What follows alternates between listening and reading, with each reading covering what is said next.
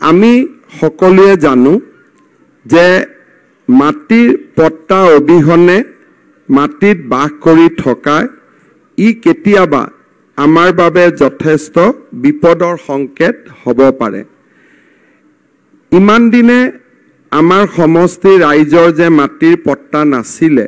সেই বিষয়ে ময়ো গম পোৱা নাছিলোঁ। আমাৰ বুঢ়াগোহাঁই নামঘৰৰ যে আজিলৈকে মাটিৰ পট্টা নাই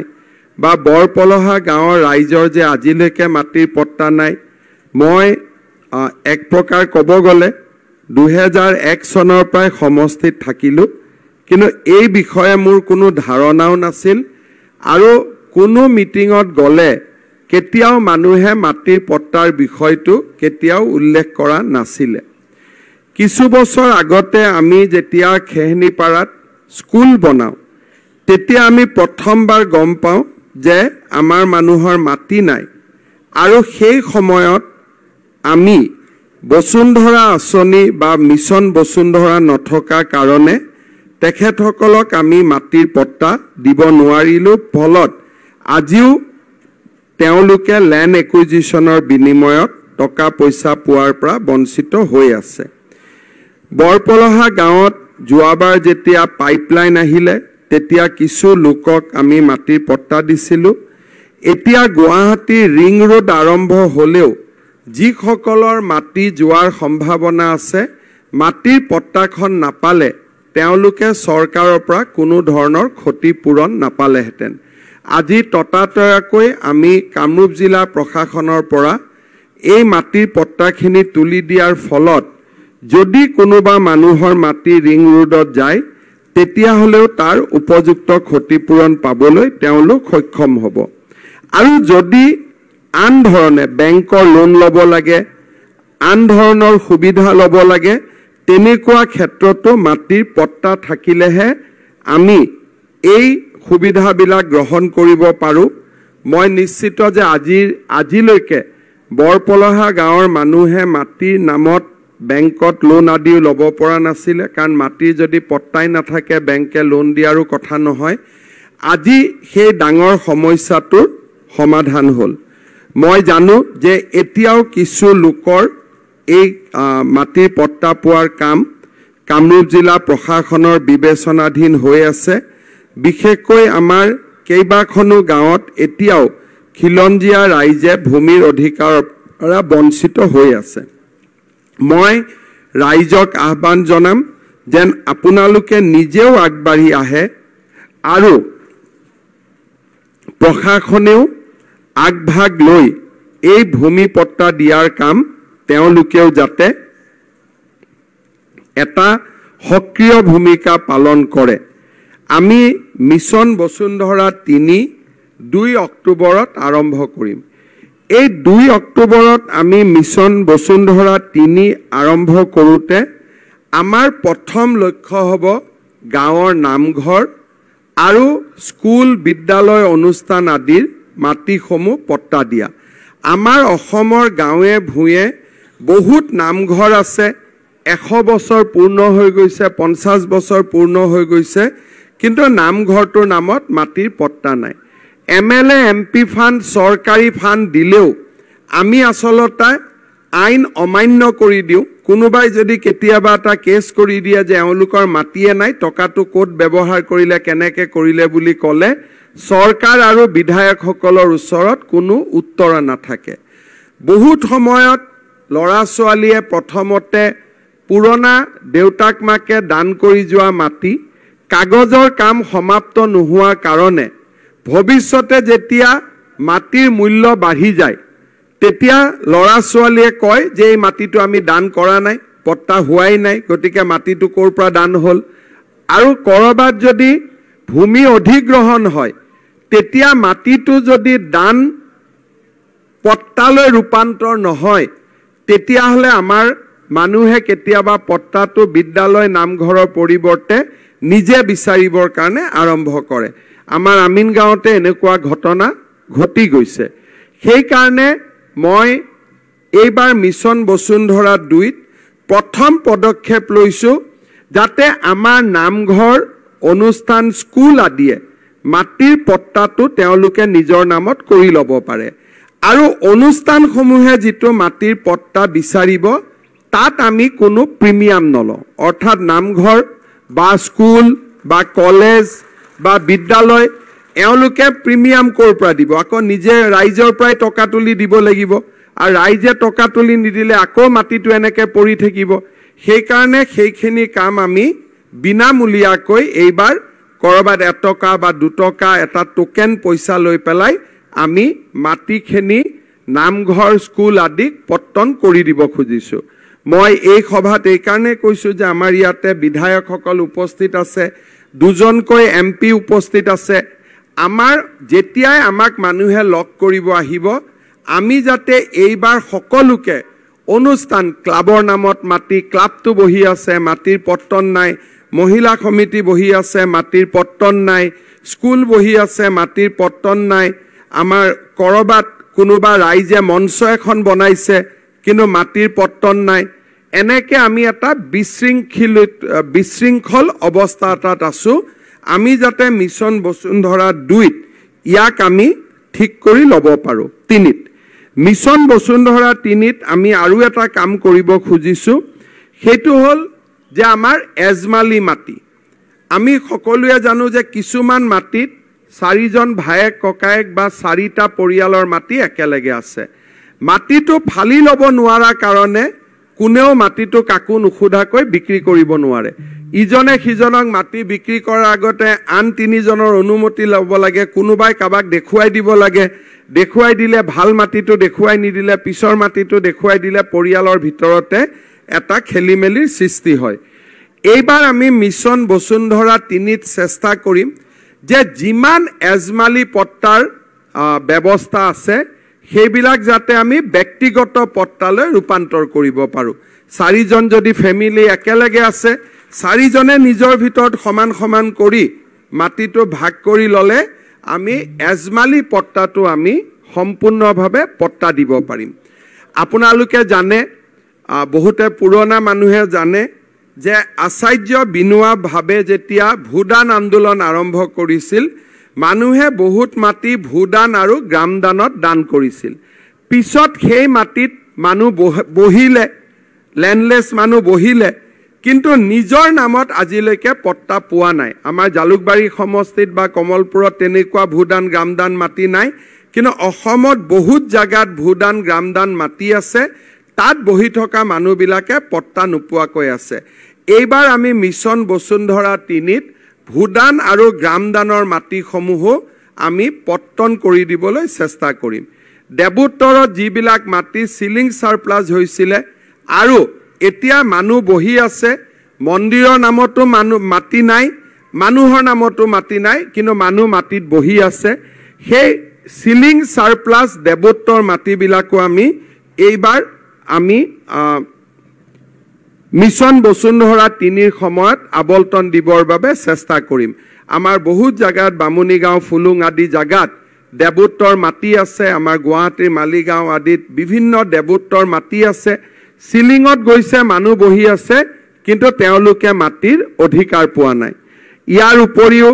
যিসকল ৰায়তী আছিলে তেওঁলোকক নিয়মীয়া কৰা চৰকাৰী মাটিত আমি যদি বহি আছো আসলতে নামত চৰকাৰী মাটি কিন্তু আমিবোৰ আছুৱে ঘৰো হৈছে বিল্ডিং হৈছে কিন্তু মাটিটো ৰেগুলাৰ হোৱা নাই আজি মিছন বসুন্ধৰা 3ত আমি আৰু এটা সুবিধা দিম যাতে জুনে জুনে চৰকাৰী মাটিত আছে তেওঁলোকে মাত্ৰ 1000 টকা প্ৰিমিয়াম দি তেওঁলোকে যাতে মাটিটো নিজৰ কৰি ল'ব পাৰে ঠিক সেই ধৰণে আমাৰ বিভিন্ন সময়ত IIT আদি স্থাপন কৰোতে মাটি গৈছে কিন্তু আমি পট্টন দিয়া পৰা নাই আবলটনৰ কাগজখন লৈ বহি আছে যোৱা কিছুদিনত আমি এনেকুৱা বহুত সমস্যা সমাধান কৰিছো কিন্তু আবলটন হৈ থাকিলে মাটি আমি বিক্ৰী কৰিব নোৱাৰো মিছন বসুন্ধৰা 3ত আমি চেষ্টা কৰিম যাতে আবলটন হোৱা মাটিবিলাক মানুহে 1000 টকা প্ৰিমিয়াম দি ম্যাদি পট্টালৈকে কনভাৰ্ট কৰি লয় এই কথাবিলাক মই এই কাৰণে কৈছো যে এই কথাবিলাক মণ্ডলৰ মুখেদি শুনিলে টান টান লাগে আমাৰ মুখেদি শুনিলে সহজ সহজ লাগে মণ্ডলে সহজ কামটোকো টান কৰি কয় কিন্তু আমি সহজ কথাটো সহজভাৱে ল'ব লাগে আৰু মই আপোনালোকক অনুৰোধ কৰিছোঁ যে এইবাৰ যাতে চৰকাৰে আগবঢ়োৱা মিছন বসুন্ধৰা 3ৰ সকলো সুবিধা যাতে আমি গ্ৰহণ কৰিব পাৰোঁ আৰু এটা মই ইম্পৰ্টেণ্ট কথা ক'ম যে কেতিয়াবা ৰিং ৰোডে হওক বিভিন্ন সময়ত মাটি যেতিয়া আমি অধিগ্ৰহণ কৰোঁ কিছুমানে মাটিৰ মূল্য লৈ জোনেল ভেলুৱেশ্যন লৈও খেলিমেলি কৰে বিভিন্ন সময়ত মই আহ্বান জনাম যে কোনো দৌৰাদৌৰি নাই ৰাস্তাটোহে দৌৰাদৌৰি হ'ব লাগে কিন্তু মাটিৰ কথাটোত মূল্যটো লোৱাত কোনো দৌৰাদৌৰি নাই চৰকাৰে মাটি ল'ব যেতিয়া পট্টা দিবই গতিকে সকলো মানুহে কাৰ কিমান জোনেল ভেলুৱেশ্যন আছে ভাল কৰি বুজি লৈ আৰু ডিচিৰ লগত কথা পাতি আপোনালোকে এইবিলাক ঠিক কৰিব কোনো মানুহে যাতে বঞ্চিত হ'ব নালাগে সকলো মানুহে যাতে সুবিধা পাব পাৰে কতো যাতে মানুহৰ মনত এনেকুৱা ভাৱ থাকিব নালাগে যে আমাৰ মাটিটো গ'ল আৰু আমি মাটিৰ মূল্যটো নাপালো যি কি নহওক আজি আমি এই কথাখিনি এই কাৰণে ইয়াত কৈছোঁ কাৰণ আমাৰ কামৰূপ জিলাৰ গোটেই কেইজন বিধায়ক ইয়াত আছে সাংসদসকল আছে নিজৰ নিজৰ সমষ্টিটো বাকি ৰাইজক এই কথাখিনি প্ৰচাৰ কৰিব পাৰিব আৰু আপোনালোকেও এই কথাখিনি ৰাইজৰ মাজলৈ লৈ যাব পাৰিব আজি স্বাধীনতা দিৱসৰ তিৰংগ পতাকা উত্তোলন কৰোঁতে মই কেইটামান মাটিক লৈ নতুন কথা কৈছিলোঁ মই অকণমান আৰু এবাৰ ইয়াতে ৰিপিট কৰি দিব খুজিছোঁ আপোনালোকে জানে যে আমাৰ অবিভক্ত গোৱালপাৰা জিলা আজি এক প্ৰকাৰ মিনি বাংলাদেশত পৰিণত হৈছে আমাৰ থলুৱা মানুহৰ তাতে পৰিচয় নাই মাটিবিলাক ইজনে সিজনে আমাৰ কাঢ়ি লৈ গৈছে এতিয়া তাতে আমাৰ কোচ ৰাজবংশী জনজাতীয় অনুসূচিত জাতিৰ মানুহৰ হাতত এক প্ৰকাৰ মাটি নায়ে থাকাখিনি আমি বচাব লাগিব সেইকাৰণে আজি স্বাধীনতা দিৱসৰ পতাকা উত্তোলন কৰি মই এখন নতুন আইনৰ কথা কৈছোঁ যে এতিয়াৰ পৰা অবিভক্ত গোৱালপাৰা জিলাত কোচ মানুহকহে মাটি বিক্ৰী কৰিব নাথ মানুহে নাথকহে মাটি বিক্ৰী কৰিব পাৰিব বড়ো মানুহে বড়োকহে বিক্ৰী কৰিব পাৰিব শিডিউল কাষ্ট মানুহে শিডিউল কাষ্টকহে মাটি বিক্ৰী কৰিব পাৰিব তাৰমানে কমিউনিটিৰ বাহিৰত মাটিটো ওলাই যাব নোৱাৰে এই আইনখন পাছ হ'লে অকণমান হ'লেও আমাৰ বাচি থকা মাটিখিনি আমি অবিভক্ত গোৱালপাৰা জিলাত আমি বচাব পাৰিম পিছত যদি আইনখন ৰাইজে ভাল পায় তেতিয়া লাহে লাহে তাক আমি আন জিলাসমূহলৈকেও সম্প্ৰসাৰণ কৰিব পাৰিম আৰু এইবিলাক কথা অসম চুক্তিৰ 6 নম্বৰ কমিটিয়েও কোৱা নাছিল আমি তাতকৈ ওপৰত গৈ এই কামবিলাক কৰি আছোঁ নতুনকৈ চিন্তা কৰি তাৰ পিছত আমি আৰু এখন আইন আনিম যে প্ৰথমতে আমি বৰপেটা বটদ্ৰৱা আৰু মাজুলী লৈছোঁ যে ইয়াত যিখিনি মাটি থাকি গ'ল সেইখিনি অকল তাৰ থলুৱা মানুহে নিজৰ ভিতৰত কিনা বেচা কৰিব পাৰিব বেলেগে আৰু মাটি কিনিব নোৱাৰে এটা কোনোবাই যদি কয় যে এই লিষ্টখনৰ লগত কামাখ্যাৰ নামটো সোমাই দিয়ক কোনোবাই যদি কয় এই লিষ্টখনৰ লগত আৰু এটা ঐতিহাসিক জাগা চৰাইদেউ সোমাই দিয়ক তেনেকৈ আমি লিষ্টখন বঢ়াই গৈ থাকিব পাৰিম প্ৰথম আমি আৰম্ভ কৰিছোঁ যে মাজুলী বৰপেটা আৰু আমাৰ বটদ্ৰৱাত বাচি থকা মাটিখিনি নিজৰ ভিতৰতহে কিনা বেচা কৰিব পাৰিব বেলেগত কিনা বেচা কৰিব নোৱাৰে এই সিদ্ধান্তটোৱে অসম আন্দোলনৰ সময়তে যদি লৈ ল'লেহেঁতেন আজি বৰপেটাত কেতিয়াও সন্দেহজনক লোক ইমান থাকিব নোৱাৰিলেহেঁতেন বটদ্ৰৱাত থাকিব নোৱাৰিলেহেঁতেন আমি আজি সিদ্ধান্তবিলাক লৈছোঁ যিবিলাক সিদ্ধান্ত অসমত 40 বছৰ আগতে ল'লে বা 30 বছৰ আগতে ল'লে আমাৰ মাটি বাৰী সুৰক্ষিত হৈ থাকিব পাৰিলেহেঁতেন আজি মই এইকাৰণে কৈছোঁ যে অসম চুক্তি স্বাক্ষৰ হোৱাৰো আজি 40তম বছৰ আজি এইটো 40তম বছৰ চন্দ্ৰদা আছে বেয়া পাব নালাগে 40 বছৰ আগতে যেতিয়া প্ৰথম গণ পৰিষদৰ চৰকাৰ আহিছিল লগে লগে যদি আমি কিলা মাৰি দিলোহেঁতেন আজি বৰপেটাত বটদ্ৰৱাত পৰিৱেশ ইমান বেয়া হয়তো নহ'লহেঁতেন তাৰ পিছত কংগ্ৰেছৰ চৰকাৰো আহিলে তেওঁলোকেও কৰিব পাৰিলেহেঁতেন আজি অদৰকাৰী ৰাজনীতি কৰি থকাতকৈ কামখিনি কৰিব পাৰিলেহেঁতেন কিন্তু ৰাজ আইনৰ ওপৰত মোৰো ইমান জ্ঞান নাছিলে বসুন্ধৰা কৰি মই অলপ শিকিলোঁ আৰু শিকাৰ লগে লগে মই তৎকালীনভাৱে এই কামবিলাক এতিয়া আৰম্ভ কৰিব খুজিছোঁ এতিয়া নতুন আৰু এটা কাম কৰিব খুজিছোঁ যে হিন্দুৰ মাটি যদি মুছলমানে কিনে মুছলমানৰ মাটি যদি হিন্দুৱে কিনে এতিয়াৰ পৰা ডিচিয়ে অনুমতি দিব নোৱাৰিব চৰকাৰেহে অনুমতি দিব আৰু চৰকাৰে অনুমতি দিয়াৰ আগতে আমি গোটেই পৰিবেশটো চাই লম যে ইয়াত কিবা উপঢৌকন দিয়া হৈছে নেকি ইয়াত কিবা ধমকি দিয়া হৈছে নেকি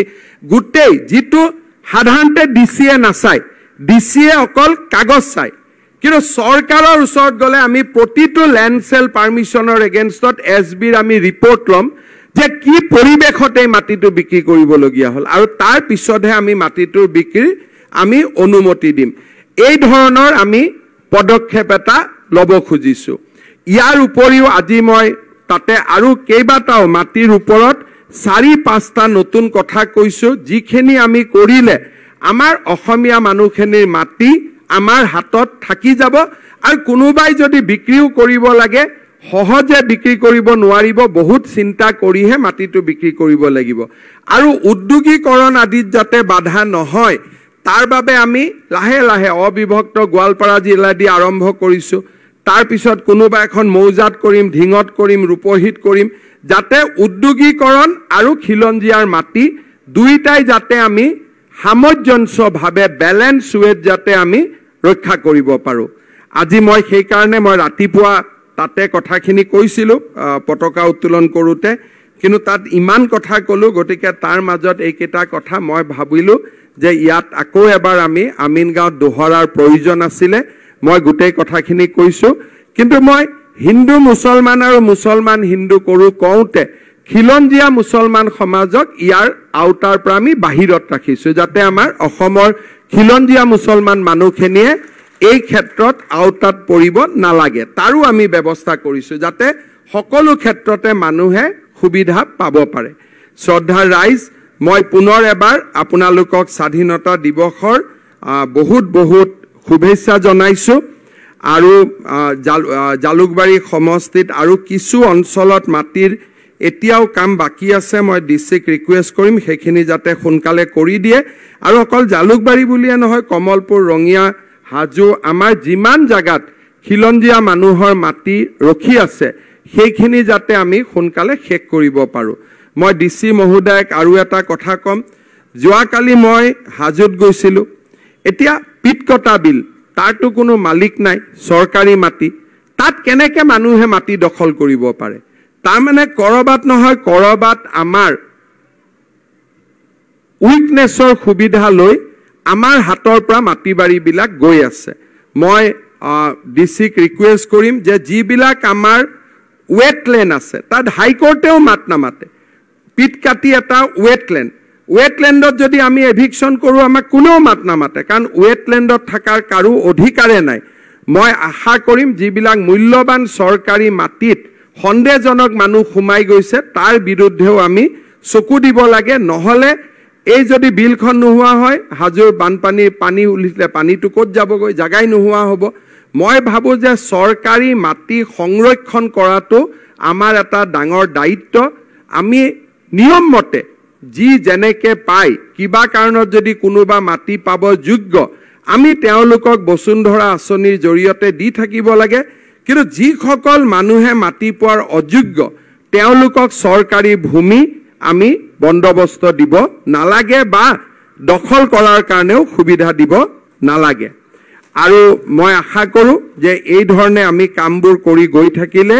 আমি নিজৰ জাতিটোক কিছু হলেও বচাব পাৰিম পুনৰ এবাৰ সকলোকে ধন্যবাদ জনাই মই মোৰ বক্তব্যৰ সামৰণি মাৰিছো ধন্যবাদ জয় হিন্দ বন্দে মাতৰম